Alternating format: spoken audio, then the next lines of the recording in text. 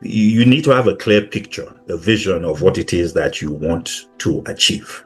And I actually just fundamentally believe that if we spent a bit more time just really picturing what it is that we want to get done, being very clear about it. If you're going on a journey, it helps to know what the destination is, like where are you headed, right? Because if we don't know where you're headed, then any direction is okay.